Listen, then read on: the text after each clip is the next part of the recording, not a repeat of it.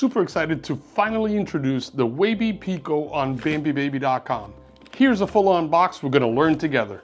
Stay tuned. This WayB Pico seat is good for children 22 to 50 pounds or 30 to 45 inches. Make sure you secure the top tether and anchor it down below, and then you pull on both waist straps to tighten them up. Please be sure to follow the instructions and make sure that it fits your child appropriately. Just like that, we have the WayB Pico ready to demo.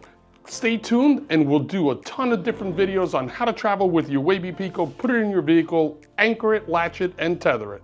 Stay tuned for more. The WayB Pico is a super simple install. Just run the tether strap. It's a triangular tether strap that pulls down on the bottom, and then you have dual anchors. The anchors connect one on each side, pull it only on the one side, and the unit stays nice and tight. You can adjust the head support by pulling the pin in the back, and then you just seatbelt it like you regularly would, which is a 5-point harness. Buckle, chest clip, and then this pulls on the side to tighten it up. Just like that.